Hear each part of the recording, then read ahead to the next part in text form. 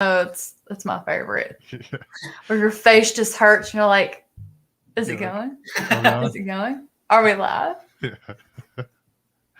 I think we are. Hello, friends.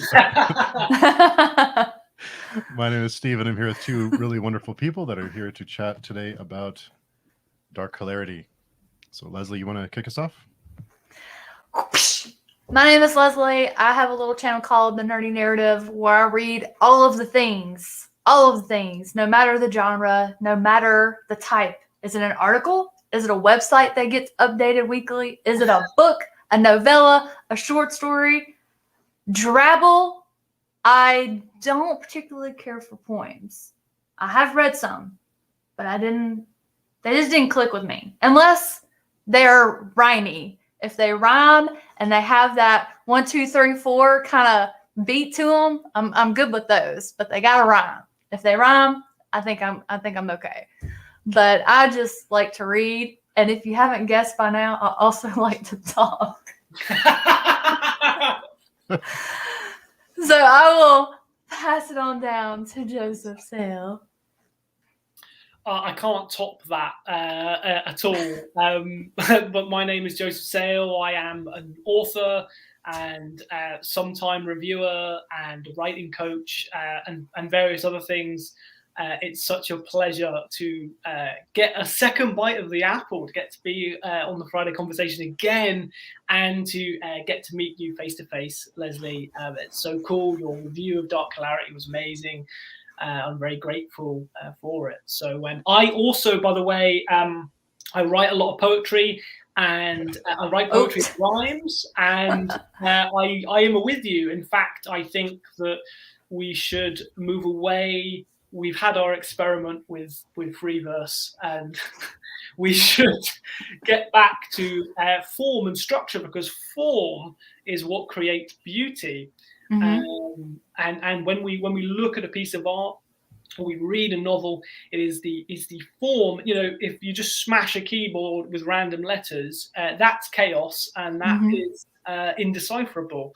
So yeah, when we look at the natural world, like we were talking about some of the spots of natural beauty just before we went on, you know, it's the form that makes it beautiful. So for me personally, and I know I will probably get some rage for this in the chat, but, I agree with you totally, and we should be looking for more form and shape in not just in poetry, but in prose as well, although it takes a slightly different different rules in prose. But well, I think we sort of force it if we're told this is a poem I wrote. I think we almost try to force it into that meter, that rhyme, and then when it doesn't work, it kind of feels abrupt, and so we think we don't like it, when in fact it's not what the content is about. It's just we don't maybe like that format. It's just, you know, I'm just looking for that rhythm. It's like if you go da da da, and then you stop, and you're like, I need the da da da da da. You know, it just interrupts me, and I focus on that instead of what the content is. Yeah. True. Just want to catch up in the chat. Star, hello. Thanks for coming by, saying hello. Star's my friend. Yeah. Brandy's here. She's waiting for her son to get out of school. Austrian Spencer's here. Author Austrian Spencer. Hi. How's it going? Our friend Hans is here, lurking while studying it for a bit. Nice to meet you all. Lurking. I love it. Our friend Josh Yax is here, who has a great channel. Go check that out. And Brandy says, love the background, Leslie. Thank you. I like Christmas. Top guy for most festive. A lot. You can get out of here, Jay. Yeah. Nobody likes you. Poor Jay. Oh, instant abuse. Yeah, it doesn't take but 0.2 seconds for that. For poor old Jay. But we're here today to talk about Joseph's book, which is Dark Hilarity. And as I was reading it, I was trying to think of a way to describe it, and it's a lot of different genres. It's hard to. I think Leslie mentioned this too. Yeah, it is definitely a blend. Well, for some reason, I went into it, and I'm thinking fantasy. It's fantasy. It's fantasy, but it's it's realism. It's a whole lot of real world, and it's dark, and it's just I just a lot of people, if you just say fantasy, they're thinking magic and wizards and horses that talk. But that's not all there is to fantasy. And once, like, I blazed through the first 100 pages of this book and like in one go, and I was fascinated, and I was just like, okay, fantasy, it's dark fantasy. And then I'm thinking, fantasy's not even what's important as to what's happening here, because I became invested in what was happening with the characters and the trauma that one character had past trauma that they were still dealing with. One had trauma that was happening in the course of this story, how they dealt with it, I loved that they didn't just deal with it quickly and we moved on from it. They never fully, you don't just heal from that and it goes away.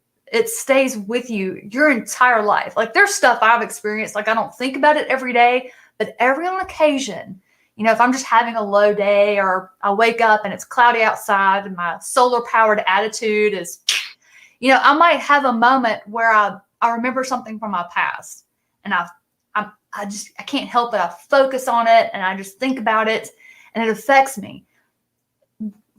I just loved that never went away from these characters. Instead, we saw them grow up, and how, as they aged, how they dealt with it, how they kept going forward in their lives with them. I mean, so I have a question. The one thing that, and Steve, just tell me to shut up at any moment. No, go for it. But a question that came back to many, many times throughout the course of the book and after it was over, I would love to know, where did this story, how did it start? What was the seed? Was it the friendship? You wanted to write an epic story about a friendship between two people, or a fantasy world where you gave them their own language? That was freaking amazing. I couldn't understand any of it, but I loved it. That was just a great aspect.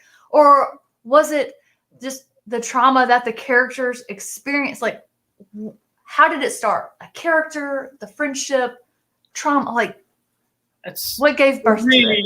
That's a really great question, and you've raised so many really important points, all of which we could probably talk about for a long time. I mean, the very point you made about, what is the fantasy genre, I think is a really interesting one. But I'll answer your question. I'll try to keep focused. I love my tangents. Like you, Leslie, I love to talk as well. So I'll try to keep me focused, guys. But I think that really all books emerge as the intersection of lots of different things that are brewing for some time. And then there's a catalyst that facilitates all those things coming together. So, the friendship in Dark Hilarity, it's kind of the evidence is there in the dedication. It's very much based on a real friendship that I've had that's been a transformational and healing friendship, and that person has really saved my life, and I like to think I've kind of helped save theirs in a different way as well. So there's that element of... Sorry? Oh, I was just mumbling. I love that. Oh yeah, well, I mean, they say you write what you know, and I think that as writers, there's this idea that kind of novelists are not writing reality, or there's a lack of truth in that, but I find it's the opposite. When you're using your personal experience to inform a fiction that is gets closer to the truth in some ways than a kind of bullet point account of what events that happened. It's a medium to convey truth.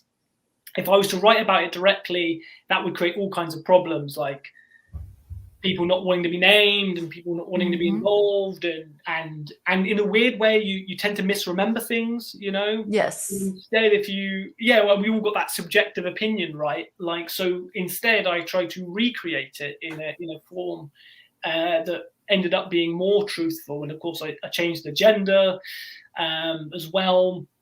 And so that was part one of the process. But part two, as you said, was that I read Grady Hendrix's My Best Friend's Exorcism, and it really blew me away.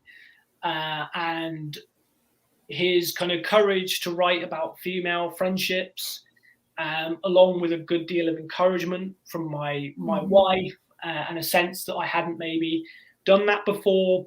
It kind of turned the key in the door of realizing that, you know, I could approach writing about my personal history, but through these other characters, these female versions of the characters, in a way, of the real people, that then suddenly made the narrative like much clearer to me. It's interesting because in esoteric philosophy, one's soul is often the opposite gender to the gender that one identifies with. So if you identify as a man, then your soul is often a woman, and vice versa. Obviously, this was conceived of at a time in which non-binary didn't exist. So apologies to any friends watching, but it's quite a fascinating idea. And I think that there was, you know, for me at least, maybe just because I'm interested in this sort of stuff, that there was a degree of truth in it that was like, you know, getting to a level of purity by making that change. And the last piece of the puzzle was, so that the two girls were kind of sort of based on real characters, but increasingly, of course, you know, you add with fiction and you develop and you realize, well, okay, maybe this is what really happened, but this is what will maybe serve the story better. You make changes, and also the real people are almost too complex to present in a fictional capacity, unless you're Tolstoy or you're some kind of genius writer, which I'm not. So you kind of like, I had the characters, I had the personal life story, and in a way the fantasy was part of that personal life story as well, which is, I'll cover later, I guess, because it's a big thing to get into how that came about. But so what I needed really was a catalyst. And the catalyst was Jed Main, which is quite appropriate because I think evil does actually catalyst a lot of things in our lives. And you know, every writer had that story of that person who put them down or told them they couldn't do something. Or you know, most successful people have that person who basically gave them trauma, but in a strange way, that trauma can become a catalyst, a fire, an ignition point for that person to then go on and become what they need to be, what they were destined to become. So yeah, so Jed was the final piece of the puzzle, and there's all sorts of different influences for him, and I'm sure people who are well versed in metal and stuff can have a guess at some of the kind of lead singers who were kind of picked and chosen and combined together, and then, you know, elements of personal stuff going in there as well. So that's a kind of very rambly answer to your question, Leslie. I hope that, I'll accept it. Good, thank you. There's I thought you were going to say something, Leslie. No, what really struck me with this one, I can't think of another time that I've had a clear picture of a world in such a short period of time. I'm not sure how you did it or how you worded it, but the world building was impressive. How do you develop worlds that quickly? Because I couldn't tell you how you did it. That's really kind. Thank you. I realized I wasn't prepared. I was preparing myself for this interview in so many ways, like getting my facts straight and my information straight, you know, but then like actually receiving praise is not something I'm completely unprepared for. So thank you. I'm probably going to become an increasingly bumbling idiot if you continue to praise me. So throw in an insult or two to just keep me sharp and sane. But with the world building, this is very much, it touches on genre actually, because this is very much like a portal fantasy. I, like you, Leslie, I do love a good sword and sorcery. I love a good secondary world fantasy where we are in the world and the writer makes me believe this world is a real place. But for this story, because it was so much about this real friendship, and that friendship was a friendship that was kind of founded on the imaginary worlds we created together as children, worlds we inhabited in order to escape from some of the stuff that was happening. That necessitated a portal mechanic. And I think like the best, easiest example of a portal fantasy, if anyone's like, what's portal fantasy, is the Never-Ending Story. I think that's really iconic if you want to, you know, and it's even cited on the back cover as an influence. And there's a few other little sneaky things in there as well, like a wolf, for example, and stuff like that. Yeah, somebody reviewed it and was like, oh, I really love this book, but it didn't have anything to do with the Never-Ending Story. And I was like, what's that film again? Well, so I wonder if they were thinking movie Never-Ending Story, because actually I read the book right before I read Dark Hilarity, and I really honestly felt the similarity between the two came with the second half of the Never-Ending Story. That's where I felt it was similar. The darkness, because the second half of the Never-Ending Story that is not in a movie, the darkness of that world, once I guess I shouldn't say it because it'd be a spoiler. Well, I mean, Bastion shows up in Fantasia, but that second half is very dark. And that just related after part one, related very well, even with the little mention of a certain character showing up in a way in the book. But it's an interesting thing how influence works, and how we, you know, and I'm a big believer that we are originality is actually recreating something that already exists in like a more interesting way. It's not this idea of creating something new. And there are plenty, if you want to create something new, like Tracy Emin is an awful example. Her art is really original, but it's awful. I mean, you know, you fill a condom with some semen, you put it on a bed, and you say, oh, this is art. You know, like literally, you know, you sell it for millions. Like, okay, it's original, but is it beautiful? No, it's hideous. Like, but you know, you look at like a Michelangelo sculpture. It's not original to sculpt a naked man or a naked woman or a Greek god, but the way in which it's done is staggering. So, you know, I'm a great believer in that. And I think that was definitely in my mind with Dark Hilarity, is like, you know, I'm not going to beat Ende or Tolkien, but, you know, or C.S. Lewis was another big influence, like, but how can I recreate this in a way that speaks to like my experience? Well, and another really interesting aspect that me as a reader, somebody who reads a lot, if you just do something that makes it interesting, a little different, fun, I'm all in. And I think like what really drew me in and had me just fascinated and confused was I spent all of part one going, does this world exist, or are they just on drugs? Or are they dreaming?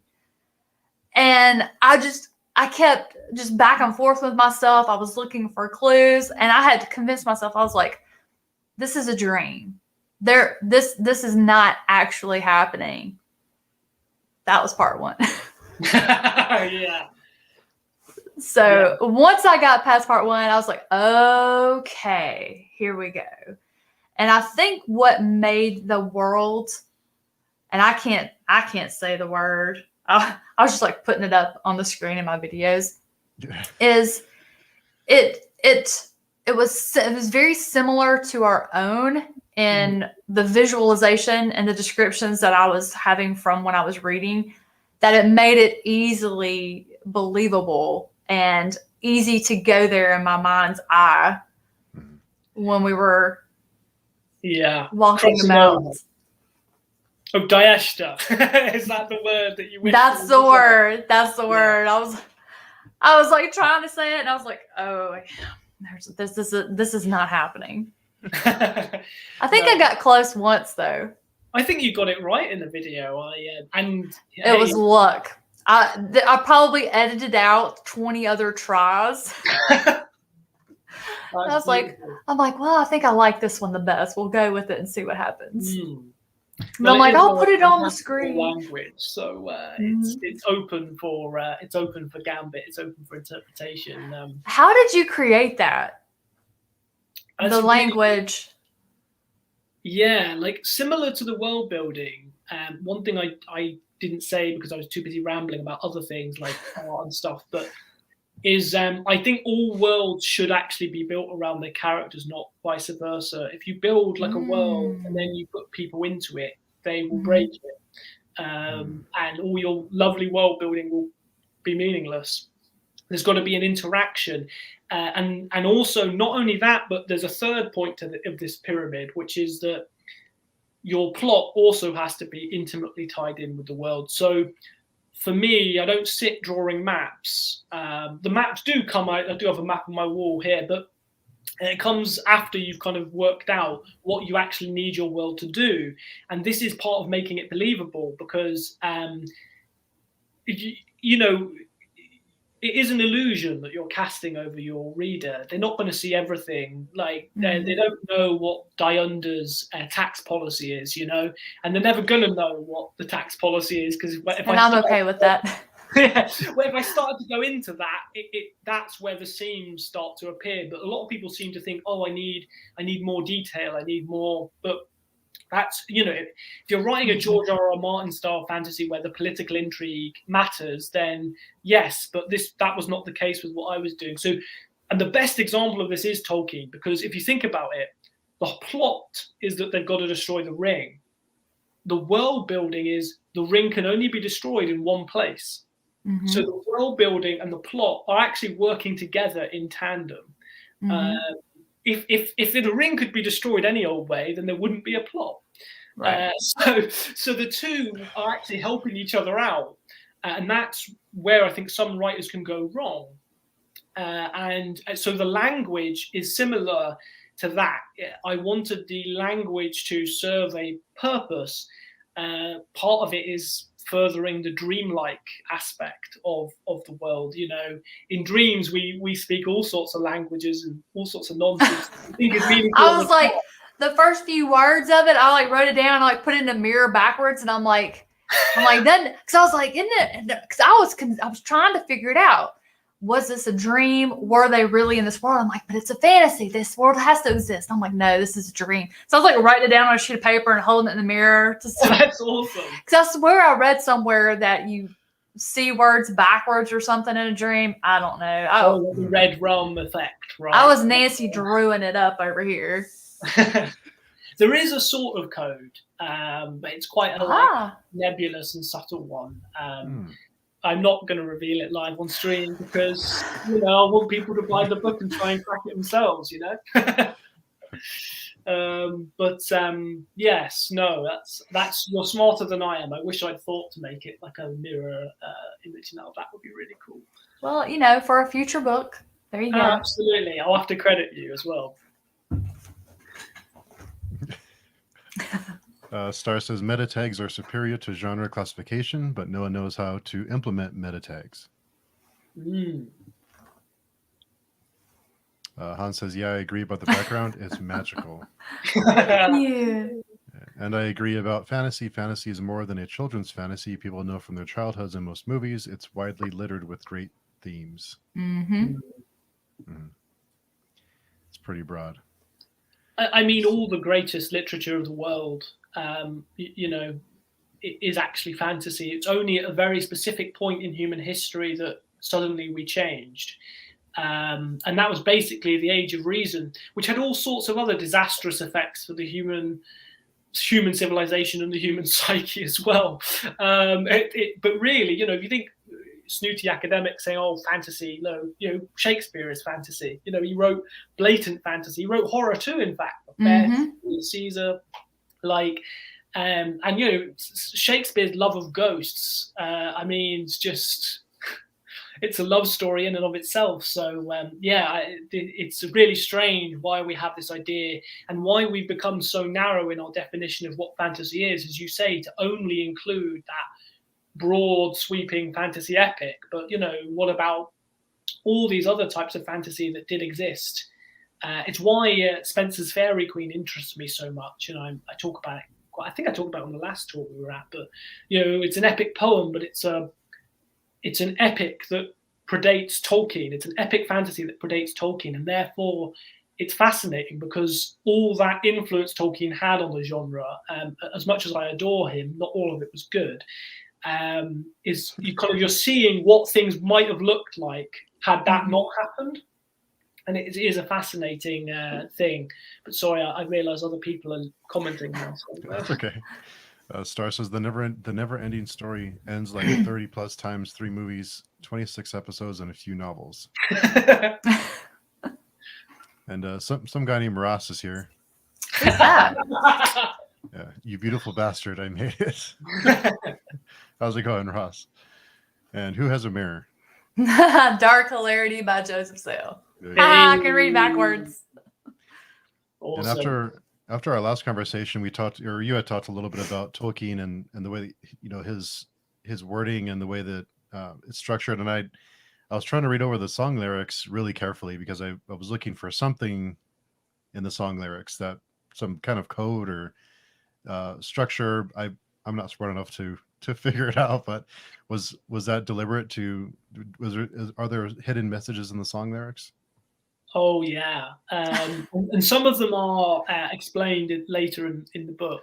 Right. Like Nicola cracks one of them. Oh yeah, they're like, you took something that connects everybody on this planet when they were a child. They either had a connection to a band like this or something that they just memorized everything to do with it. They collected everything. They scoured for every piece of information about that band or whatever it was they were focused on. So that was something that just made it relatable to everybody instantly, just instantly. And I loved how they didn't just immediately find these messages in the songs.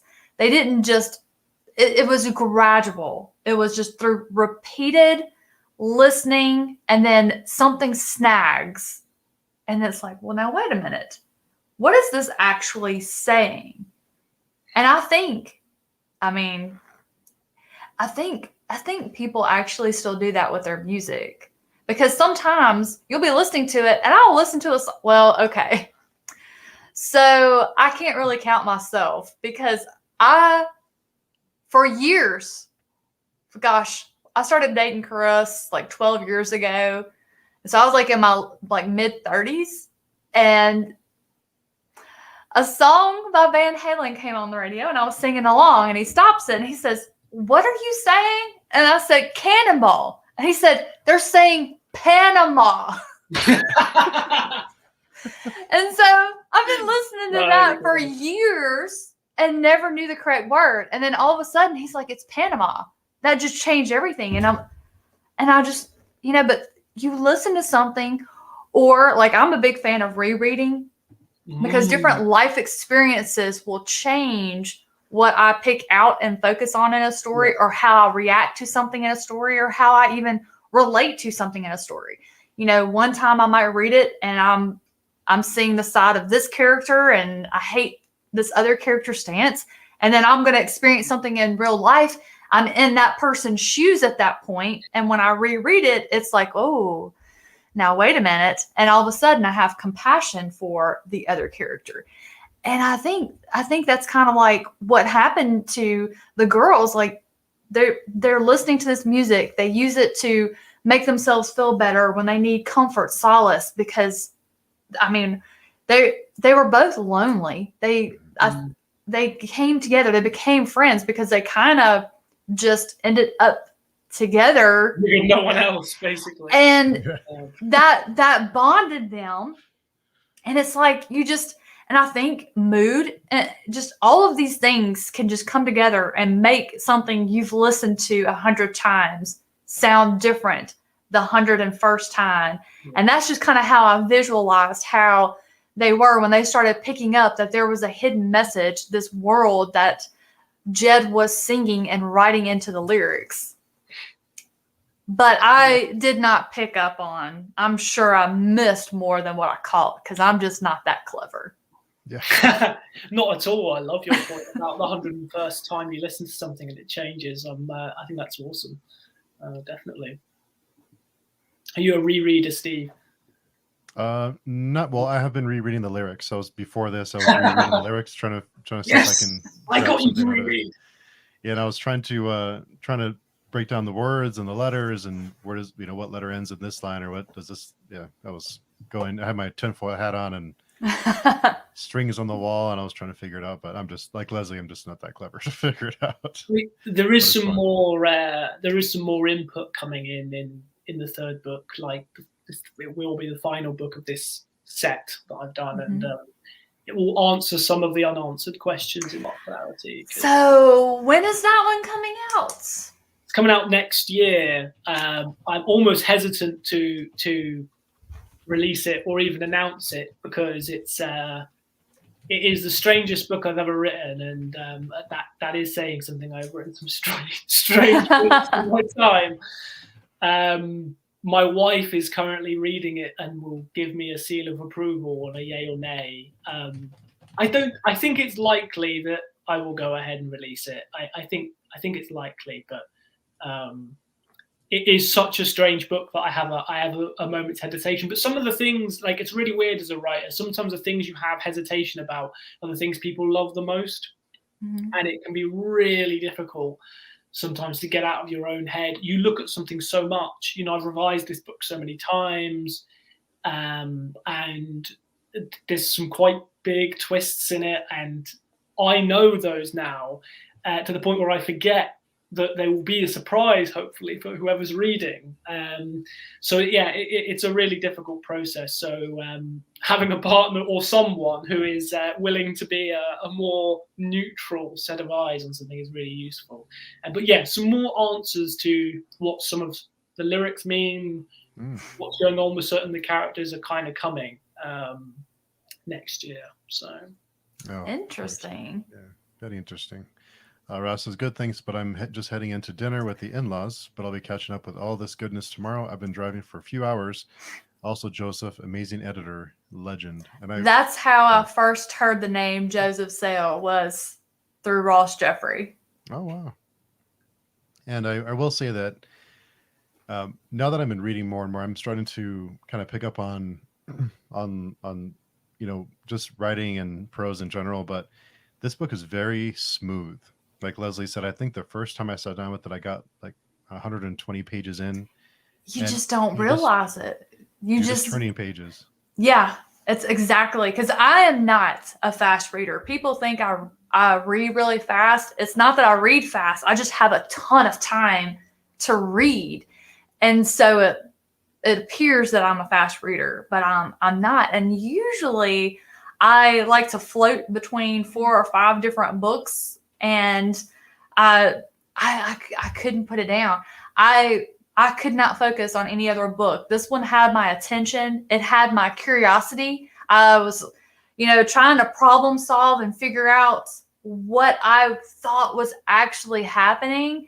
And I was just really invested in watching the 2 girls grow up. For some reason, I needed to know how they're different, the traumatic things that happened to each, how they went forward with it. And I absolutely loved how we never got Nicola's story until later on. You saw the effects of it, but you never knew what exactly happened.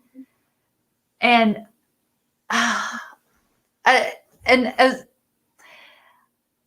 it's so human. It's so human because there was so much she had to offer and help. And I've lost the other girls, Tara, isn't it?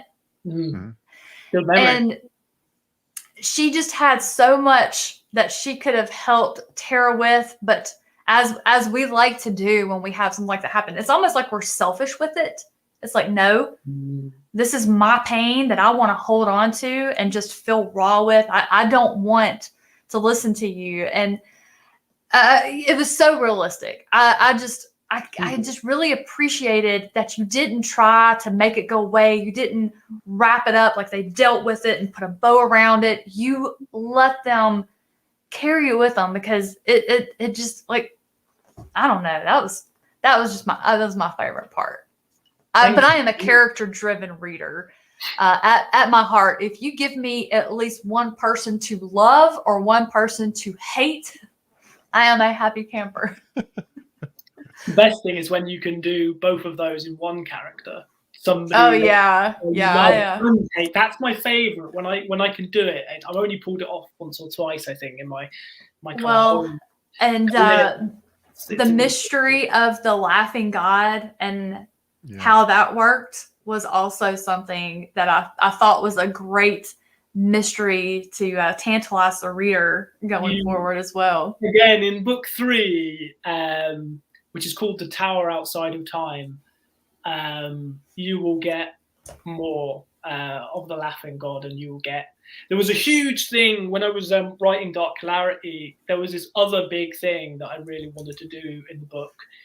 And I thought, this book is going to be 200,000 pages long. If I try to actually tackle this as well, there's just not the space. It doesn't work structurally. Like, I'm a big, as you've already worked out from what I've said, I'm a big structuralist. And part of withholding Nicola's story was part of that structural kind of device that I used. So, yeah, the timing was really great. Well, thank you. Yeah. Act 4, you see, 5-act structure. Act 4. You have to descend into hell in a catabasis, and then at the bottom of hell, you have a revelation. And it's the revelation that takes you into the catharsis. Which another part of that I really loved and thought was just a great touch, when Tara was old enough to live with roommates. Thank you for giving her people who understood her and accepted her and realized that she had something she was dealing with. And they didn't try to solve it for her. They didn't try to change her. They didn't try to make her better. They just went along with what she needed to do in order for her life to have order and for her to be able to function. And that just, I have chills just thinking about it, because, gosh, we need people like that in real life. Yeah. Don't change somebody. Don't think you're going to fix what you think is broken. If they have figured out what they need to do to function in their life, and this is what I need to do to feel safe and to be able to have a life that I am happy with, and they accepted it, and they just let and they came to her. Well, they supported her. We'll just. I love that. Thank you. Yeah, I think a lot of writers think that for things to be exciting, there has to be drama all the time, and like everyone has to be in disagreement. But actually, real narrative comes from something else, something deeper, and so arbitrarily just having everyone oppose Tara every single turn. Is an artifice, and I'm reminded, Thomas Hardy is really admired as a writer, and I think his poetry is a lot better than his novels, and the reason being, he himself said he couldn't fully express himself in novels, and one of the things you notice about his novels is they're all miserable to the point, and this is supposedly realism, but actually it goes beyond realism into pessimism, in my view, and so. Yes, life can be really painful. I don't mind reading. I'm reading War and Peace now, and there's some misery. Oh, I'm about to read that in the first part of next year. Oh, you have got an amazing journey ahead. I'm not quite finished yet myself. But I'm very, very near the end now, and it's stunning. Just putting your characters through misery. In fact, I saw a phrase the other day from a reviewer. Reviewing a very lauded novel that was like, everyone's celebrating this, but really it's just misery porn. And I love that phrase. And I'm so. Was that Anna Karenina? It was a modern novel, but it's probably a good example too. But misery porn is something I'm really against. I mean, by all means, have a dark novel, by all means, but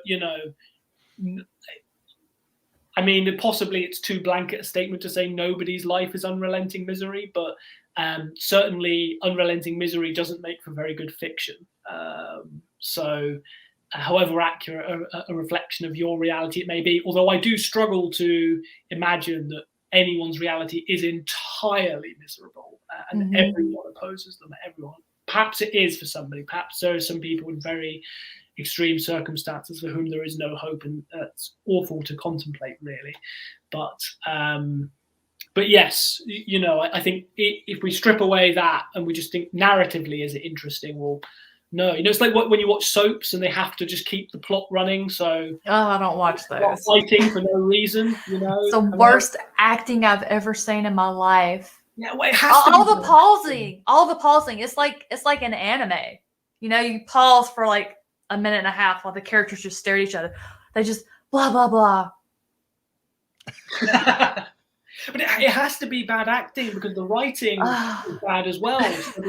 So to distract from the bad writing. Yeah, exactly. Like they, you know, if you're like you see it on loads of shows where a character's been like in one position A for ages, and then clearly they're like, oh, this position is not generating enough conflict. So now they're going to change their mind and they're going to go to position B. So they're going to have more conflict with the other characters. And you can see the actors hate it. You can see they're like, oh yeah, this is not what the character would actually do. But, you know, the ratings demand more drama. So here you go. So yeah, I was keen with Dark Hilarity to avoid it becoming a soap and to avoid, well, in all my books, avoid soapism. And instead, like, have conflicts that are meaningful, like the conflict between. Well, I think it's too much of a spoiler to say Jed and the rest of the character. I don't know, that's too much. Oh, Jed. Oh, Jed, that amazing. I did not care for him at all. I would like to think if his band really existed, I would not like his band either. For Jed, I pictured Danzig, the lead singer for Danzig, in my head. I don't know, was that an inspiration for you? I just visualized all of them from the hair bands in like the 80s, where they're all skinny and like black leather pants, no shirt, hairspray, eyeliner, hair up to here. This is going to sound like really bad because I'm sure he's a nice guy. I don't know, but I did have in my mind Gerard Way from My Chemical Romance. You know, because I love them. No, I love them too. I regularly have Welcome to the Black Parade on repeat. But yes, and in fact, Disenchanted. I wrote The Tower Outside of Time literally with Disenchanted just on repeat constantly. Oh, that's awesome. So I like them, but that's why I found it interesting to explore, because when they were like originally going, well, they're back together now, but when they started, they were like accused of creating a cult, and there was a whole furore about their fan base and how passionate they were and some of the meaning of the lyrics of the songs. So that was very much like I was swept up in it too. So that was very much on my mind. But I thought, well, what if it was actually, and they weren't really creating a cult, but like I was kind of in my mind, like, what if it actually was something really sinister? That's because it's fun to play into that, right? It's interesting. It's fun to talk about with people when you're looking for something like that. Like that's fun. Now, take it seriously, no, but just for the sake of conversation with your friends. Lots of bands have actually been involved in some very shady occult stuff, right? And it's a common thing. For some reason, the two go hand in hand. And I know Steve Stredd, another fabulous author who I think has appeared on various channels. His Father of Lies trilogy is all really about a band that was connected to a cult and a certain lead singer and stuff. I won't say more because it's for him to say, and his book is definitely worth picking up, Father of Lies. But yeah, so there's a lot of it going about. And Star says a suggestion about a trip with music is Miracle Musical's The Mind Electric The first half is second half reversed. It's wonderful. If you reverse it, it just plays the same. Hans says, for someone not having read your book or not knowing your book, could you explain what the book is about in a few sentences? That's a tough one. Like max. I struggled. Like 5 max. Yeah, I don't want to read that because I don't want to. Yeah, that's a tough one. Yeah. Oh, that's a really good question, Hans. My book is about. Sorry, Leslie, were you gonna jump in? No, I'm struggling. I couldn't do it in my review. I'm just gonna let you suffer through this. It's one of those books. Like I definitely, my other big influence is Clive Barker, right? And if you've read The Great and Secret Show, you'll know that Clive Barker's Great and Secret Show is basically 6 novels put together into one novel. I don't know how he did it, but it is basically six. Like he's got 6 story premises, each of which could have been a whole novel, let alone, in fact, a whole series, let alone a novel. But he's like, no, this is 100 pages of my 600-page book, and he just stacks them all. So, and like that's kind of, I think, a really interesting form of storytelling, because then the reader doesn't know what's going to happen next, right? Mm-hmm. So that's a kind of why Dark Hilarity is difficult to describe. And there's some big twists in it that you don't want to give away. But it's essentially about 2 young girls who are obsessed with a metal band, and the lead singer of the metal band is involved in some gnarly occult shit. And circumstances conspire that they meet their hero, and things happen as a result of that which don't go as they expect. That's an understatement. Yeah. Yeah, that was wild. I did not see that coming. Probably is as good as I can get. I would like read every few sentences of that scene. I would hear the Law and Order chunk chunk, yeah. like go off in my brain while I'm like, this isn't happening. Oh man. So I had to go back and reread it. I was like, did that just happen? Did I read that right? Hold on a second. So I surprised myself writing that, but I was just like, well, this is what needs to happen now. So, and that's, as you say, Leslie, like characters, characters drive the action.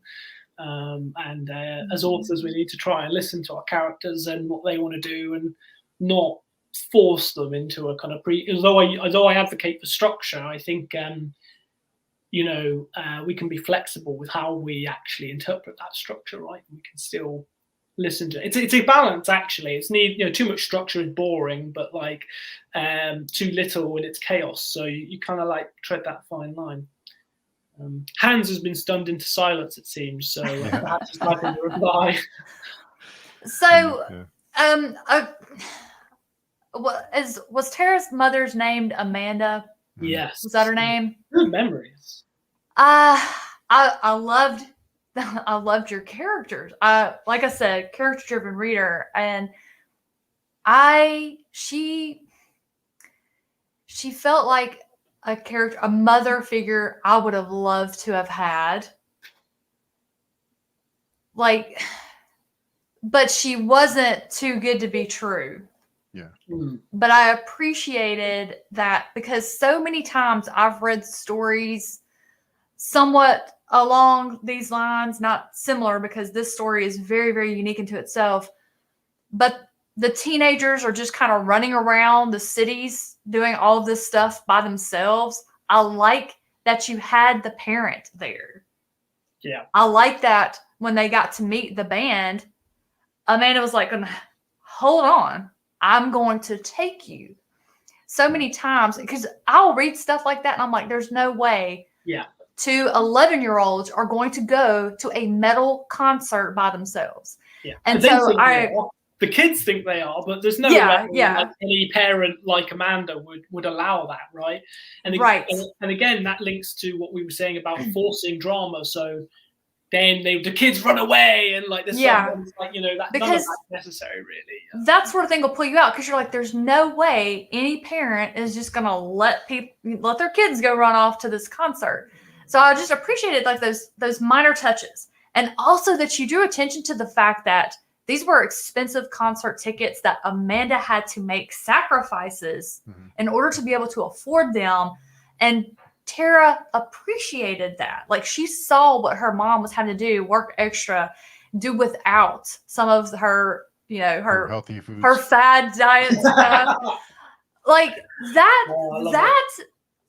I mean, I'm living proof. I read this book months ago. That stuff stuck with me. And you just made it so realistic, which was why I was like going, Dieshta, this is a dream. This is a dream. This is a drug-induced dream. Oh man, it was so good. And hello from Argentina. I have to read that book immediately. Yes. Bless you. Hope everything is good in Argentina. Hans says, I love Miracle Musical, such a good album. Love the example. And Hans says, oh, I'm sorry, I was enthusiastically listening. It sounds very interesting. I haven't heard of a book like this before, that's for sure. I read a lot, Hans, and I have not read anything like it. It's such a good mix of human tragedy and fantasy and mystery. Yeah. It's very hard because I was expecting more horror, is what I was expecting it to be like more horror, a little fantasy, and it was just well, see, now that's the thing, Steve. Horror can mean is defined by so many different things. To me, there was a lot of horror. Yeah. How about when Tara in part 2, when she goes to the place and her friend has greatly aged. That's horrifying. Yeah. I mean, that's one of the worst bits for me, by the way, actually, as it happens. How that time passed. Like, but the best part is I never 100% trusted him. Like, I wasn't sure what was going on there. And like, to me, that was horrifying. To me, her trying to function with what she carried with her, what happened to her, horror. Just the things that were happening along the way, horror. I don't know. Again, like we were talking about. Sorry, Steve. No, that's true, and even the trauma that they've experienced could be horror too. Oh, absolutely. Yeah. Which is the best kind of horror to me, because anything you write that scares the shit out of me that could be real, that's why it scares me, because I'm going, that could literally happen to me tomorrow. Yeah. That's why I like serial killers so much. My disclaimer: if you're a serial killer and you're watching, don't come to my house. Don't come to my house. It's interesting you say that, because before I wrote Dark Hilarity, I wrote a series called the Black Gate Trilogy, which is like a little bit of sci-fi, a little bit of fantasy. Well, a lot of fantasy in places, but is very much more that, I guess, typical view of what you would describe as horror. Like, there's a serial killer, there's some really disturbing, gut-churning, Clive Barker gore kind of style stuff, sadistic stuff in there. And I think when I came to write Dark Hilarity, I was like, I don't just want to repeat what I've done before. I did that and I really enjoyed it, and there it is. But that was a very yang energy, and now I want to kind of move to almost a yin energy. I want to explore something a bit different, and so I think it's really important to mix things up for yourself as well. And as you say, like we were talking about with fantasy, horror is not limited to, look at our friend Ross, who may have left the call by now, but Only the Stains Remain and Tone, both horror, two very different books, both with his trademark style imprinted upon them. Wonderful, wonderful writing style, but two very different types of horror. So horror is so much broader, and horror has such an amazing legacy of fiction, and so many different ways to draw on, and so many different combinations, like sci-fi horror, fantasy horror.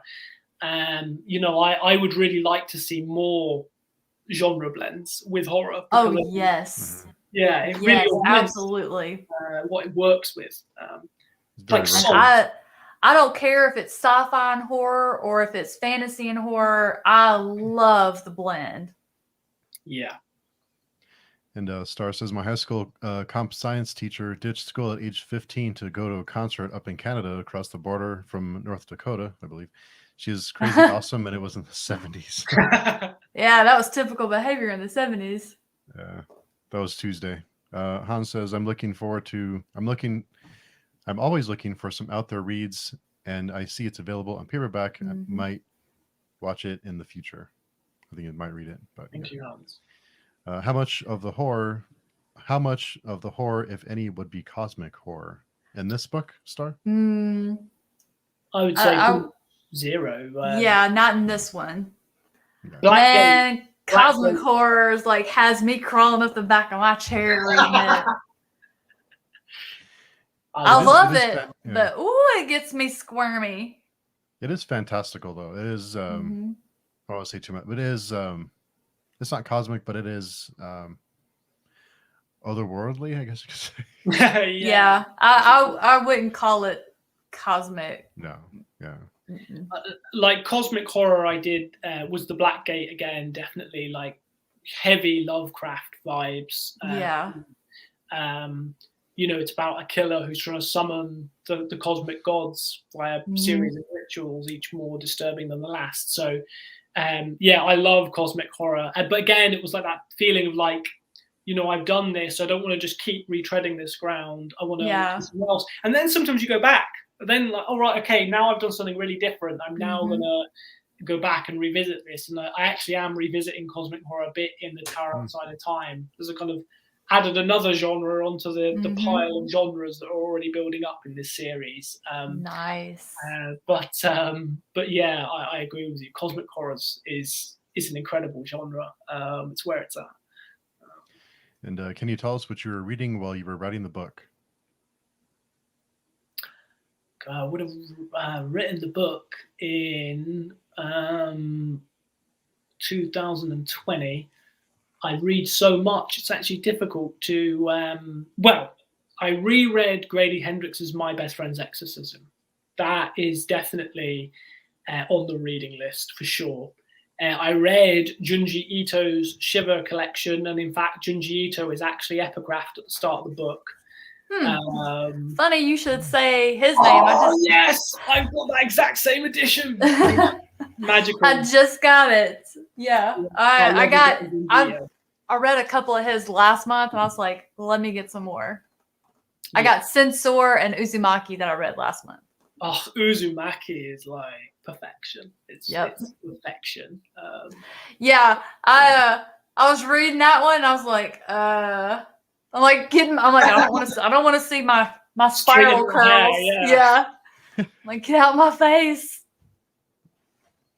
That's funny.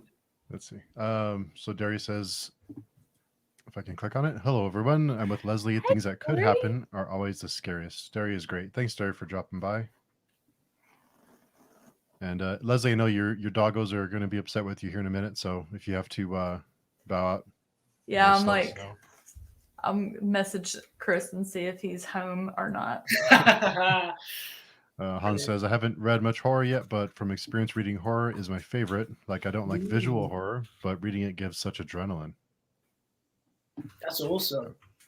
Yeah, I wouldn't say this is horror. I mean, it's partially horror, but it's a lot of different genres. Yeah. It is more fairy tale. Yeah. Horror. Yeah. And Star has to run. Thanks, Star, for dropping by and interacting with us. It's always fun. You have some really awesome people, Steve, and they asked some great questions. I'm sure some of them are Leslie's folk as well. And it's great when you see people who are really passionate about reading and really engaged. Well, like you could yourselves, obviously, as well. But it's super cool. Nothing better for an author, really. It is. I think. A lot of Leslie's friends drop by today, which is always great. My people. We talk about books all day long. It's glorious. That and pup and kitty pictures. We share our pets just as much on Discord as talking about books. Yeah, I've long thought I could boost my author presence by getting a pet. I do not have one, so it's a requirement. I know. It's kind of like a wizard has to have a wand or a staff. Yes, and a familiar as well, perhaps. Black cat familiar. There you go. Christmas is coming. Yeah, exactly. No one's going to buy me a wild animal. We'll send you a puppy in the mail. Wild animal. Nah, I would keep the puppy. I'll send you a cat. Yeah. That will be an unhappy cat by the time it reaches me. Yeah, he'd be pretty upset. And Joseph, I was wondering with world building, and are there certain descriptors or certain words you use when you describe environments? Oh, that's a great question. I think in general, I put a lot of emphasis on the importance of diction, and that this is actually one of the most important things, but also least addressed by writers. Like, I think it's one of the biggest things that if writers could improve, would improve their fiction tenfold.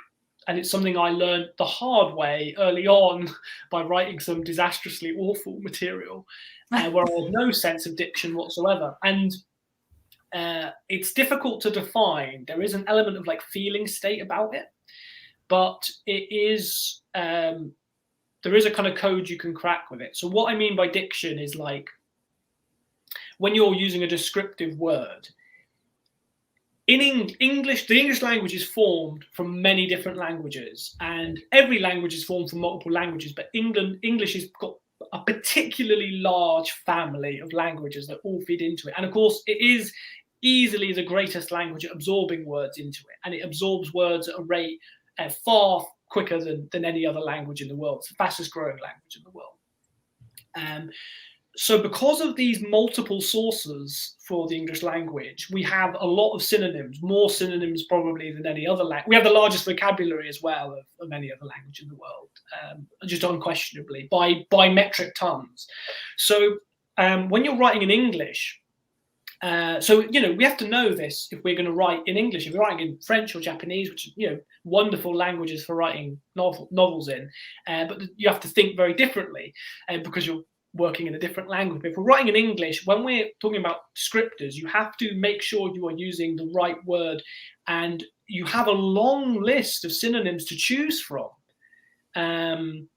And these words all have inferences based on their parent language, based on the sound of the word, just the construction of the word itself, and also times that word has been used before in the past. So, for a classic example of this would be the word agile and the word nimble.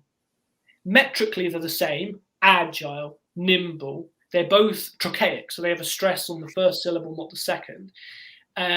Ostensibly, they mean the same thing, but they don't mean the same thing, right? Agility has a sense of the whole body, right? From agile, which it's actually Italian in its root, agile. The whole body's moving, right? But nimble is narrowed down. Fingers. Yeah, it's smaller. Like someone's nimble, it's fingers. It's more like a pianist might be nimble. A pianist isn't agile; they're nimble. So, but you'll often see people use the words interchangeably. So and then you have to consider your setting. So this is where it comes into world building. So if your Tolkien's diction is superlative, it's just unbelievable. And the reason is that he was an etymologist, a scholar of language. He knew Old English, which I've also studied. And Old English is like the Germanic root of our language. So in Lord of the Rings, you do not have any Latin words. You don't notice it consciously unless you know that and you're an academic or you're a complete nerd like me and you constantly reread it to try to. But if you actually read Lord of the Rings, very rarely, like once in a blue moon, he's got no other choice. He has to use a Latin word. But he avoids them at all cost. And this is what not just the setting, not just the characters, not just the names, but the whole language he's using is evoking this Old English world that is, and that's why it's conveyed so powerfully. That's why the mythical grandeur of it has kind of permeated our whole culture. It's because every single word in the novel is actually been selected based on a predetermined diction that he cultivated, that was a diction that would specifically work for his language. Now, if you look at Milton with Paradise Lost, it's the opposite. Milton loves Latin words. Lovecraft loves Latin words, but Latin words work really well for cosmic horror, and the reason is because they're vague and abstract. I'm trying now to think of a really good example of a Latin word, innumerable, like words like that. I'd have to think. Spend some time thinking of a really good example. They've all flown from my head. But Lovecraft uses a lot of Latin words in his diction because they are vague, and their vagueness means that the horror becomes vague, which means we don't know exactly what we're looking at, and that increases the sense of cosmic horror. But with Tolkien, he uses very specific words, Germanic words, that have a deeper resonance with an emotional level, and that kind of put us in that Anglo-Saxon setting. So hope that kind of answers the question. But yes, you're bang on, Steve. It's very well observed that when you're a writer and you're describing something or writing dialogue, diction's important in dialogue as well. We have to really carefully think about, what is our world? What diction are we using? I tend to avoid any modern slang unless it's in dialogue. Thank you for that. Yeah. I hate that. I absolutely. Oh, Leslie froze. Her rage was so great that it actually has frozen her in place. Yeah. So Derry says, what frightens you, Joseph? I don't consider my. Oh, maybe she's back. Did you guys lose me? Yeah, we lost you there. You froze. Your rage froze the internet. So unfortunately, they're laying fiber in our neighborhood, and they must Did she heard some really strange noises when he was talking. They're doing... oh no! Did I drop again? No, you're blurry, but you're here. Okay. I heard some really strange noises a while ago when he was talking about world building. I'm like, what is happening? So I'll probably sneak on out, but I love prose, all prose. Oh. This is a poem. Yeah. So what frightens you, Joseph? Or we're waiting for Leslie. What frightens me? Lots of things. I like simple prose where it's just easy to read. Somebody's cutting cables outside of Leslie's house. All right. Yeah. At this point, I'm just going to say bye, you guys. They must be doing something on my street. I'm so glad and thankful that you had me on today, Steve. And maybe I can jump in the chat. Okay. It's always a pleasure, Leslie. Thank you. Nice. All right, guys. Y'all take care. Okay. Then there were two. Yeah. Then there were two. So, what frightens you, Joseph? Many things indeed. But I think the thing that scares me most actually is utopianism. I really find it scary how easily we forget. How easily we've forgotten how this idea of building a better world is really poisonous to the human soul. I don't mean that in the sense I don't want the world to get better. I do massively want the world to get better. I'm actively engaged in trying to make that happen, and that's my whole business is kind of based around that, really, facilitating people who can't publish to publish, right? Like blind authors and stuff. But the idea of the perfectibility of the human being it's just got to go. It's just we've got to get rid of that idea because ultimately wherever people are, there is error, and we have to instead move towards a place of acceptance, healing, rather than thinking that like we can educate people into, we can control people and educate them into a perfect society. The problem, if we want a free society, then unfortunately we have to cope with one or two outliers, and that's something that every civilization has had to cope with. That wasn't a complete dictatorship. So I see it a lot, and the reason I bring this up is because sci-fi, I see it a lot, I see a lot of really disturbing trends of fiction that would have been Orwellian and dystopian now being presented as like utopianism. But actually, I'm a man who wants the chaos and the rough and tumble, I guess, at the end of the day. Perhaps that's just me and my nature. But yeah, utopianism really, really scares me. It really scares me how quickly it's caught on, how people seem to actively want to kind of destroy their own ability to take control of their own lives because some technological oligarch is going to deliver them, to salvation. It's like they're not going to. The only person who can deliver you to salvation is yourself, at the end of the day. So, yeah, that scares me. Bit of an esoteric, weird answer there, but it does genuinely scare me. A more commonplace answer would be wasps. Wasps. Darius says the right words don't get noticed, but the wrong word stands out. Love the language. Hans says that's such an interesting explanation, Joseph. Thanks for explaining that. As a non-English native, it's interesting to get to know thoughts from other languages. Yeah, absolutely. And this is the thing. My advice is only applicable to the English language. In a way, every language works differently. I studied Japanese for a time, and that's a beautiful language. And what's interesting about Japanese is it's the opposite of English. It has so few influences other than basically Mandarin and Cantonese. And then it's its own thing. Japanese's influences itself 3,000 years ago. It's kind of remain very, and they have katakana to import foreign words, but it's very specific in how it does that. So it's a language that is incredibly precise. They have words for things that we would never think to have words for, but they don't have many synonyms that I can detect, or at least, maybe my study didn't go deep enough, but writing, and you see in a lot of Japanese writers who have become very popular, like Ryu Murakami, Haruki Murakami. One of my favorite, in fact, possibly my favorite living writer is Hajime Isayama.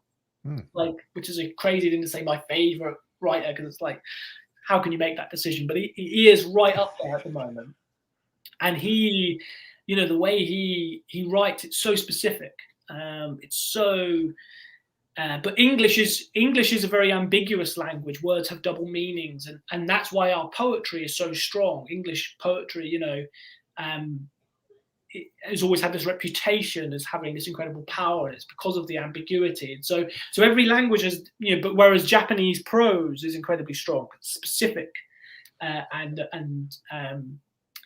the language allows you to generate incredible complexity simply expressed, whereas English doesn't, as my rambling statement just then typifies.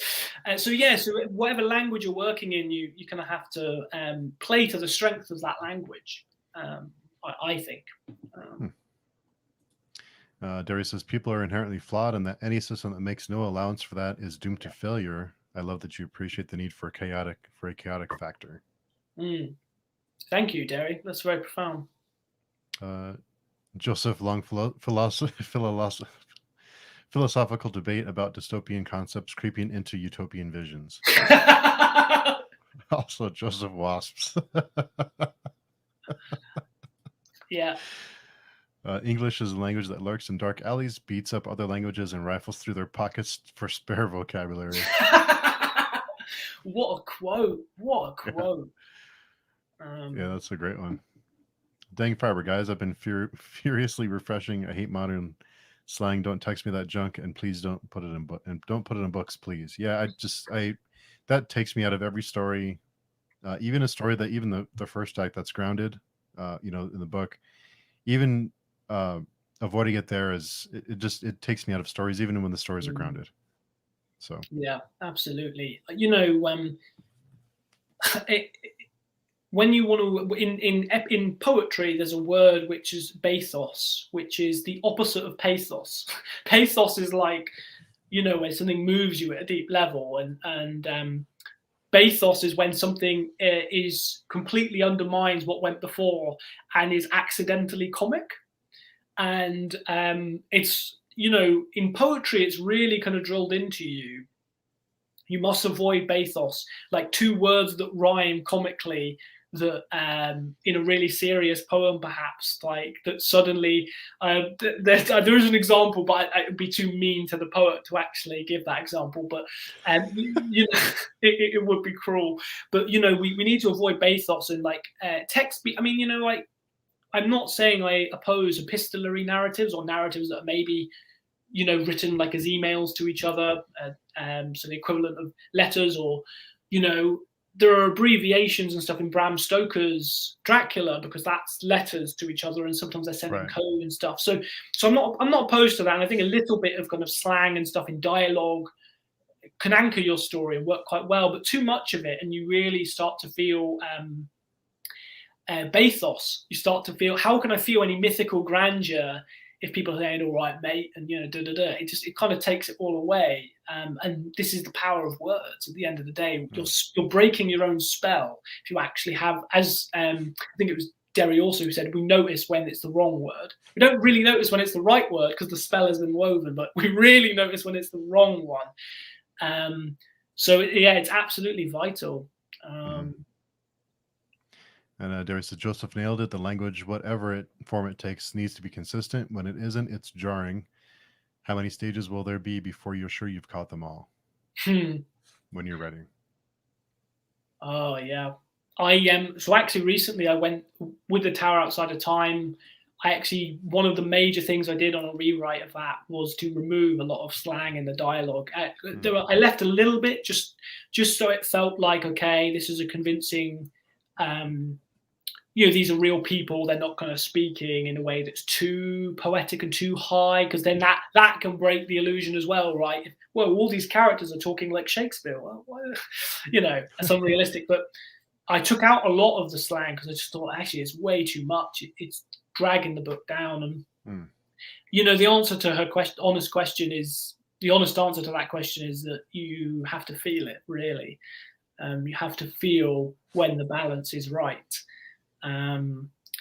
There's no numerical formulation for it, unfortunately.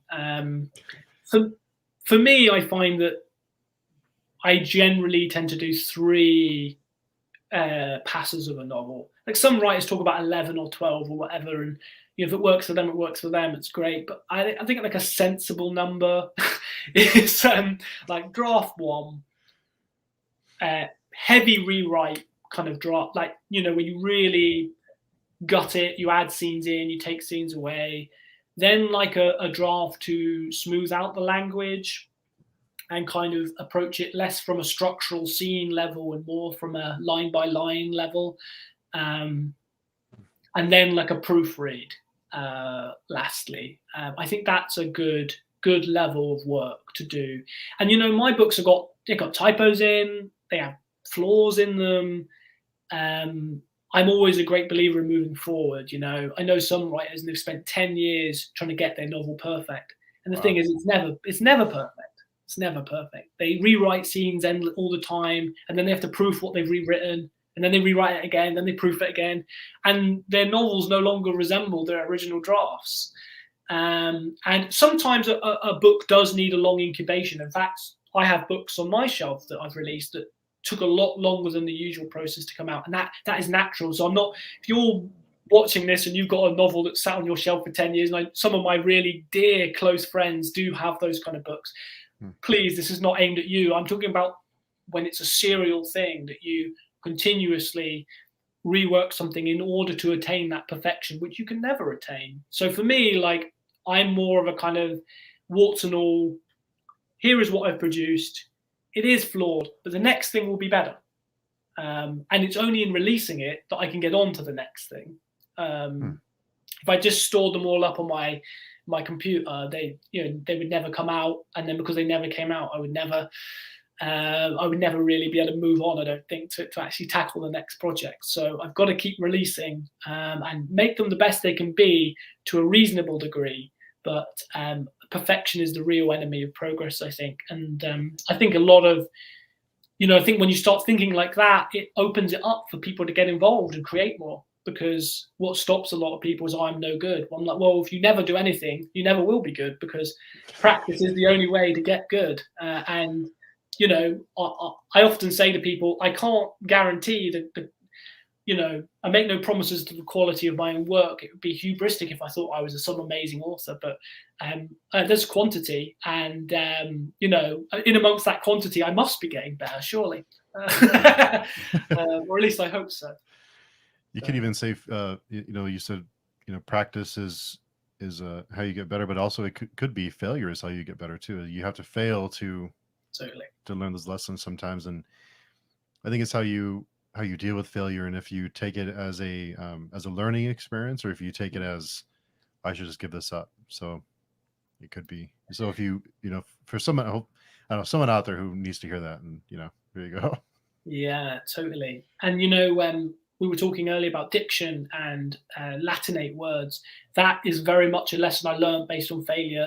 A very early book I put out, full of these Latin words and adverbs, ly words, lightly, quickly, these kind of words, and just being absolutely decimated by like a review or even not even like a public review, but a bit of feedback from somebody, and it is hard, but then you think, well, I will not make this mistake again.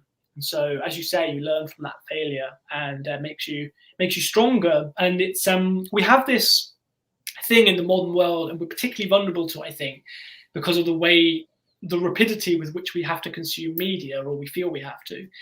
That we hear a song on the radio and we think, this band, like, they're really cool, they're new, this is their debut album. But like, just because it's their debut album doesn't mean they haven't been playing for 10 years.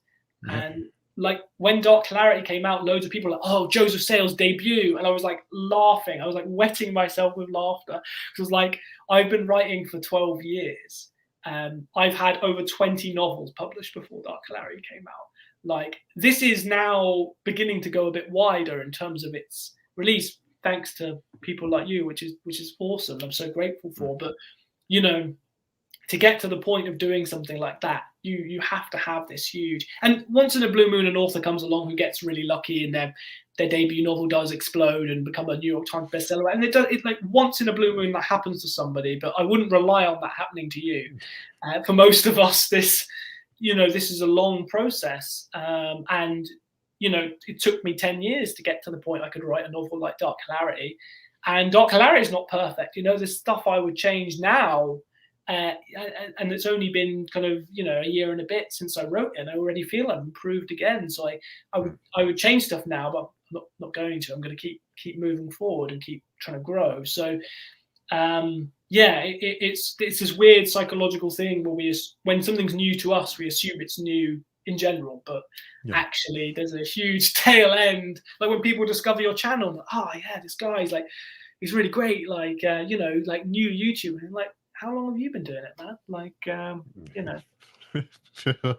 Feels like forever, but Hans says, I think slang, dialect, local words depend on the setting. It can set a character if it's a joker or a side character, but I also agree that doing it too much and perhaps in a protagonist, it's distracting. Perfectly put, I think. Definitely. Darius said, what a great mindset. Is giving yourself permission to fail a significant part of your ability to remain creatively fresh? Great question. Yeah, Derry's coming in with some absolute bangers of questions, Derry. I've got to say, I'm well impressed. Like, I think it is. I think we self-limit ourselves all the time.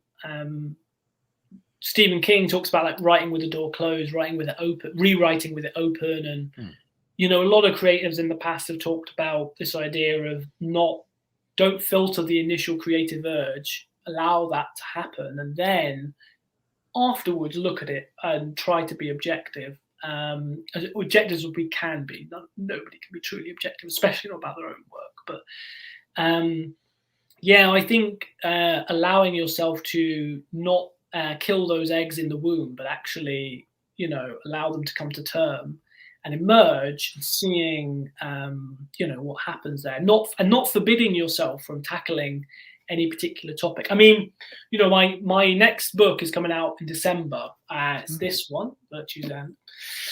So I had to get that in somehow, didn't I? But this is an epic poem. Like, what sane person writes an epic poem in today's age? I mean, it's a ridiculous thing to do, but I think it's probably the best thing I've ever done. And if I had prohibited that, this huge creative effort that's meant so much to me and been so healing for me would have been lost. And in fact, many times I did almost doubt myself and almost stop. I thought there's just no point. Nobody reads poetry. And kind of self-censored myself. But then I thought, no, people will see it. People will see the love that's in it. They'll see the work that's gone into it. They'll see what I'm trying to say. They'll see why it's a poem and not prose. I think when you start reading it, you realize, this is why he's written it like this. It's not just to show off or to be clever. Like, there's a very specific reason why it's in this shape.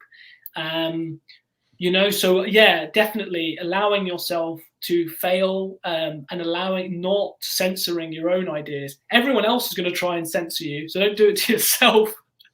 I think it's a really, really important thing, and it must be the same for you, Steve, with trying new things on the channel and stuff. Yeah, they don't always work, but try new things. And there was a video that Ethan Hawke did as a TED Talk, and I'll send it to you on Twitter or somewhere. But it was about allowing yourself to be creative and what creativity means, and that people get stuck in their daily routine and they worry about raising their family or paying their bills or just living life day to day, and they forget sometimes about the joy that you can get from being creative, and that it doesn't have to be for people who are talented. It can be for anybody, and you can give yourself permission to be creative and to do those things. So he says a lot better than I did, but that's awesome. It's a really great. And at first I thought I was going to be a pretentious, like it's a movie star telling me I should be creative, like you can, whatever. But it's pretty good. So I'll have to definitely. Darius is an epic poem. I get a hold of Philip Chase. That would make him so happy. Yeah, that's exactly what I was thinking. You tell us more about your book and when we can expect it. It's coming out December 14th. It's again the intersection of two things. On the one hand, it's a continuation of Spencer's Fairy Queen. So Spencer died halfway through, almost exactly halfway through. Well, no, exactly halfway through writing his epic. So his epic was designed to cover the 12 Aristotelian virtues, and he only managed to get to 6 of them. And it's a great shame because it's a work of profound genius. Arguably one of the greatest epics written in the English language, and underrated, not as well known as things like Paradise Lost, etc. So I've had a deep love of this poem for a long time. I had an experience in Glastonbury, a supernatural experience actually, which shook me and moved me to a profound level. And as a result of having this experience, which was completely transformative and changed my whole kind of worldview, really, I realized that I had to do this. I had to actually finish this poem, as strange as that may sound. And I think in the poem, you'll see why those seemingly unconnected things connected. Well, one thing to say is Glastonbury, of course, is a site that is deeply associated with King Arthur, and the Fairy Queen itself is actually based on the mythos, very loosely, I might add, very loosely based on King Arthur. He had much less interest in the historical knights as Spencer did, and a lot more in the weird mythological fantasy craziness. There's really a shade of Lovecraft in some of it. It's quite astounding, really, for the time it was written. But so Virtue's End is an epic poem that kind of follows on, but it's also an autobiography in a way. that disguises some stuff in fantasy trappings, but really goes into a lot of stuff that shaped me and that scarred me and healed me. And there's also artwork in it. I'll show you some pieces. It's a really beautiful book, actually. But there's like very occult artwork and stuff in it going throughout. And that was done by Brian Barr, who's an amazing author in his own right. Everyone should read Brian Barr. Massive shout outs. I don't know if he's watching this, but if he is, legend. He's such a great guy, and he's also a fantastic artist. And so he's illustrated Virtue's End, and the foreword is done by Krista Wojciechowski, who's an amazing author and dear friend as well.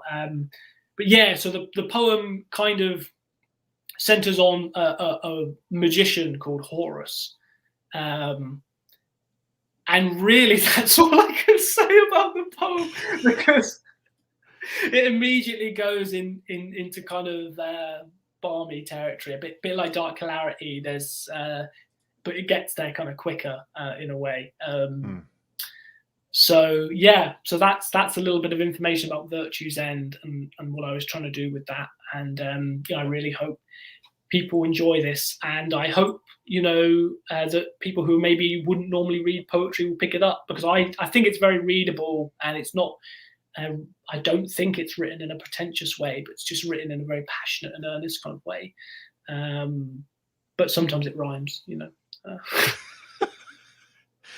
have to check that out. Yeah. So December 14th, right?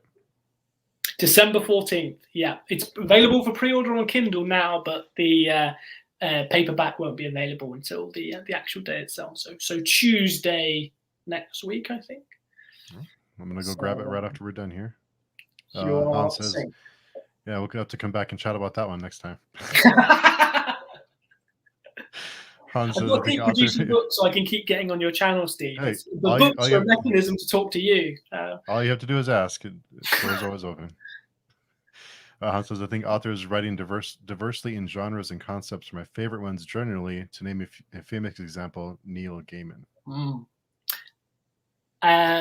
On the subject of Neil Gaiman, that's a brilliant example. He himself has written some of his short stories. If you look at them, they're actually poems. He's really into Old English as well, and he's written a lot of kind of Beowulf rewrites. His short stories, his main one. He's got a werewolf character.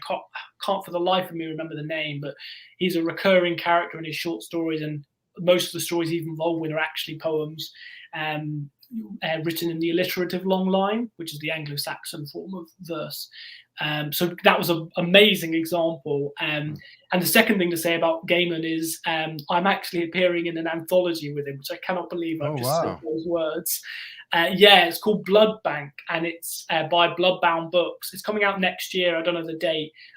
Loads of other fantastic authors in it. I'm the complete runt of the litter, but somehow I scraped in by some miracle of God.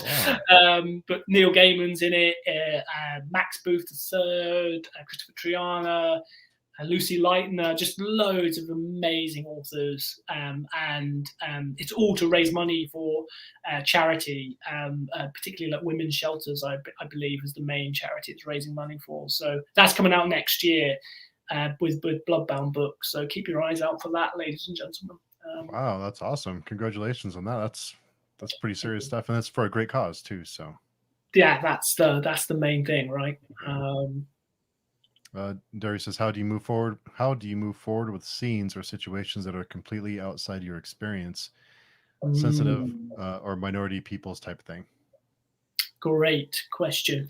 I was going to talk about this when Lezlie was on the call, actually, but she mentioned about riding the two girls, and that felt real to her, which really means a lot hearing from her. I think there's two answers to this question, both of which are kind of true. One is it's great to actually speak to people, who are, if you're writing about like a minority or somebody with a disability and you don't have personal experience of that, like it's great to reach out to people and have conversations.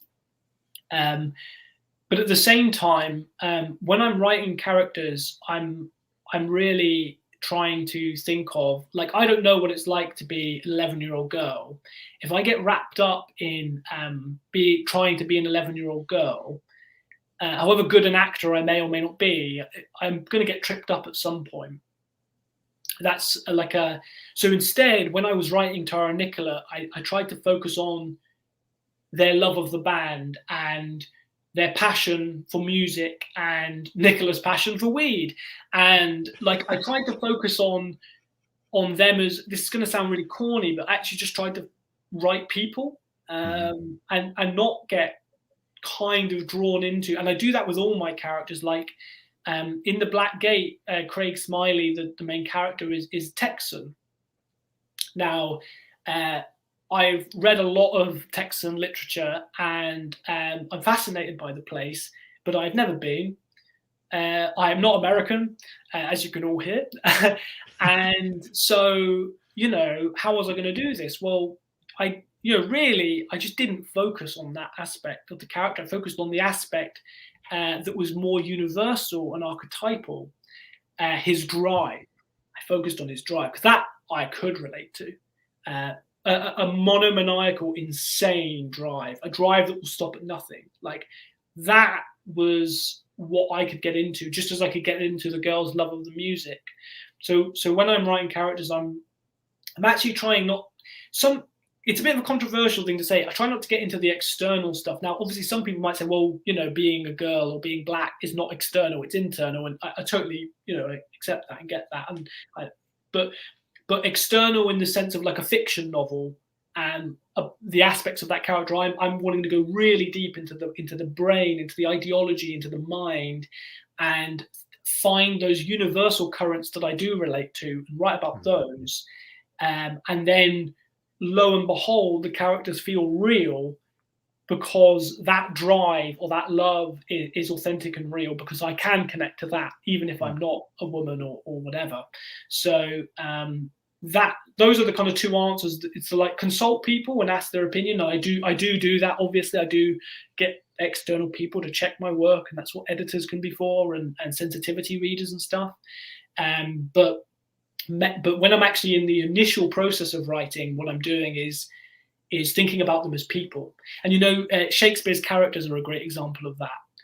You can actually, a lot of the time, you can take away the gender, the culture, the race. You can take away all of it. You can actually have a Shakespeare play played entirely by people in gender-neutral gender-neutral clothes, in a dark room, like with no setting, and they can just speak the words, and still it feels somehow organic, still feels real, because you're watching the very deepest tides of human emotion, the deepest psychology. It's irrelevant whether Hamlet is played by a woman or a man. One of the best versions of The Tempest I've ever seen, Helen Mirren played Prospero, which is traditionally played by a man. And that's how you know that he's tapping into something that is psychologically real at a more universal level, rather than a specific issue that you have. And this again, sorry, I'm rambling a bit, but this again connects to the text speech, right? That's a specific moment in time, a specific person, a specific cultural thing that will come and go.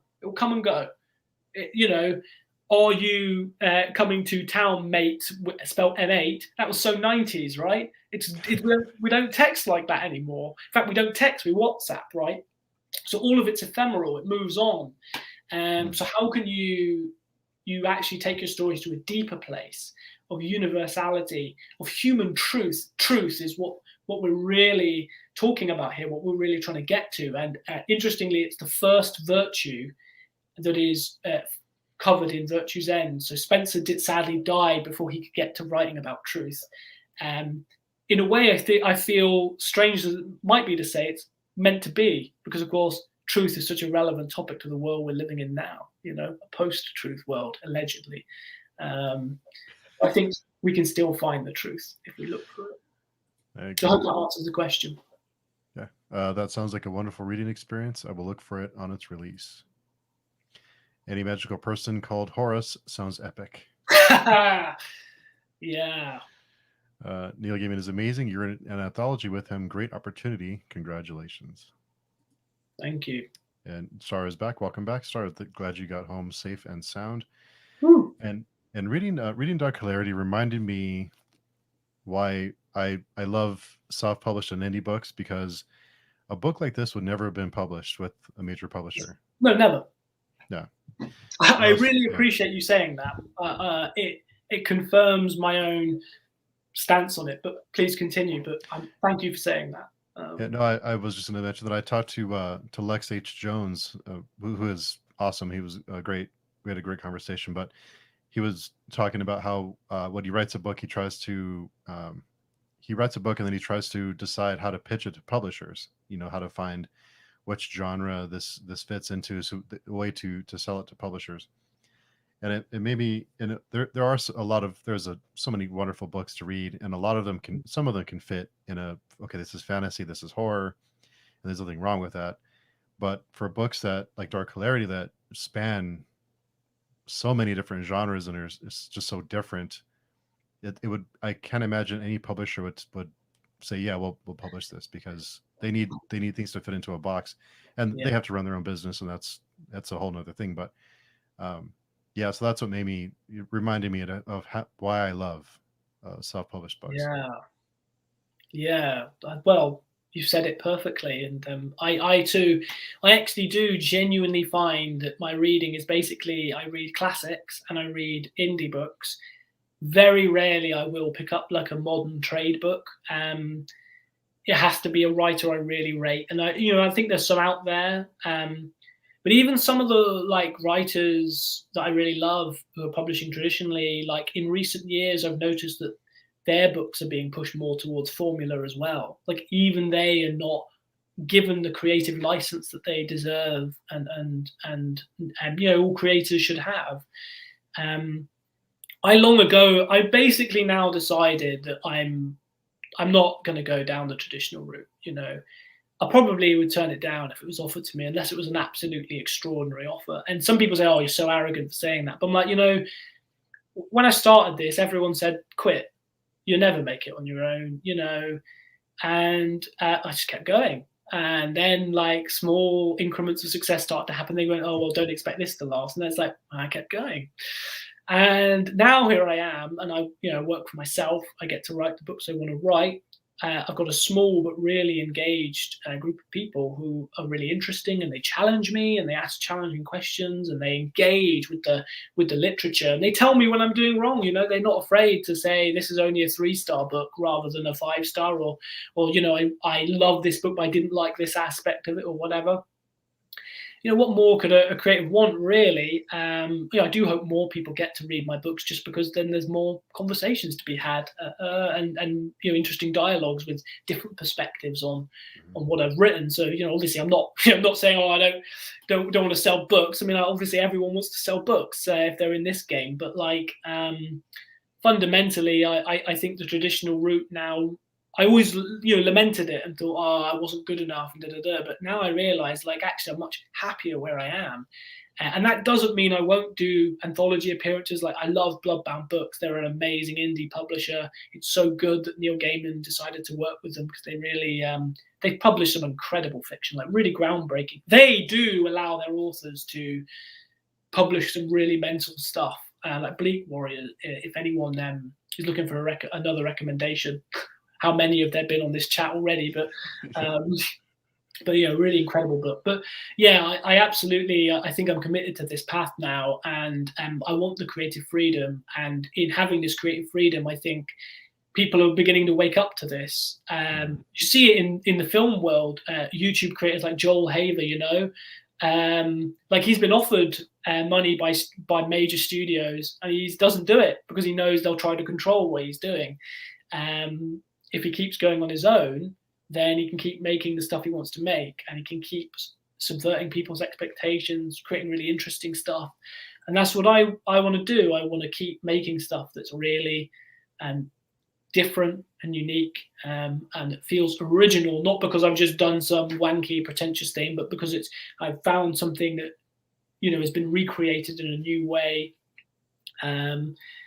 And that's where I'm at really in my publishing journey. And I think some of the best stuff, as you say, is coming out of the indies, who are really pushing those boundaries. And taking literature to new places where it needs to go. It's been long overdue to go. Yeah, definitely. Well, Joseph, it's always a pleasure to chat with you. The time just flies whenever we talk. So I've just seen how long we've been talking. yeah. So I want to thank you for coming by and for Thank chatting. you. I'm always it's great to hear your thoughts and all of your just pick your brain on writing and just any subject really. So it's always a pleasure. We'll have to do it again for your next book and break it down and have a chat about it. Well, if I'm not overstaying my welcome, it would be an honor. And Steve, thank you so much for having me on. It was so amazing to get to be on here a second time and to chat about Dark Hilarity so in depth. It was like a dream come true for any author. So I really appreciate you, man. And yeah, I will be back with more books. Fear not. And Derry has one more question. I'm curious to know: are your characters born independently for your stories, or do the stories birth them? Good Well, question. Derry's just knocking them out of the park today. I know. Derry needs to start writing some really awesome fiction because she's asking the really big questions, or maybe she'll become a Dr. Johnson like critic. Write discourses on books because she's asking the deep questions. I think it's both, isn't it? And I think characters are shaped by the stories they're in. Like Tara and Nicola went in some directions that I didn't know they were going to go in a sense, because like something happens and then you're like, well, how would they respond to that? How would that affect them? But I also do find that characters are one of the first things that when the character comes to me, then I know I have a story, if that makes sense. So the character can sometimes emerge before the plot has fully developed in your mind. But you have this sense of a character. And that happened with Virtue's End, certainly. It's like, okay, there's this guy, Horus. And Horus, of course, is like kind of a thinly veiled cipher for myself.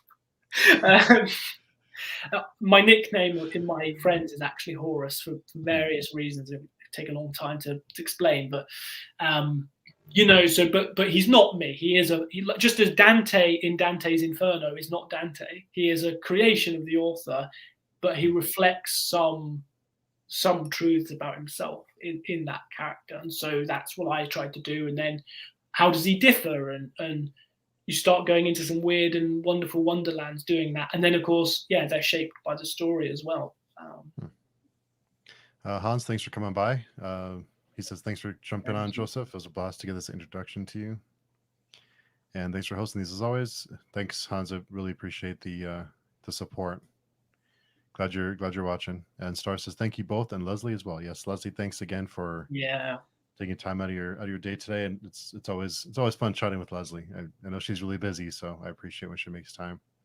So Joseph, where can people find you online? Where's a good place to connect with you or find more information about you? Yeah. I've got a website, which is themindflayer.com. And on there, you can find some links to my books. You can find some free short stories that you can read. You can find some other cool stuff, blogs as well. You can find me over on Twitter at Joseph Wordsmith. Joseph Wordsmith, all one word, no capitals. Twitter is Twitter.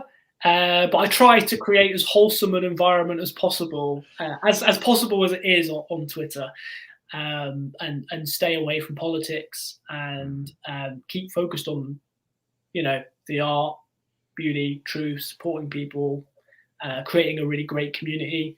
It's taken a long time for me to work it out, but kind of finally at a place where I realized that's like the most important thing, is creating this group of people, including yourself, Lezlie, all these awesome people who are sharing great ideas, and together we can make a really big positive impact on the world. And that's not utopianistic. I like to think that's realistic, Yeah.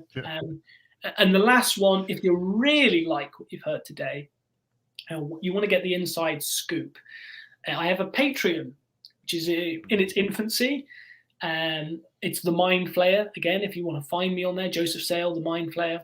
And on the Patreon, we have kind of three things. We have regular monthly article about the occult. So some of the kind of esoteric principles and writing principles I've talked about, I go into a lot more detail there about how that all works.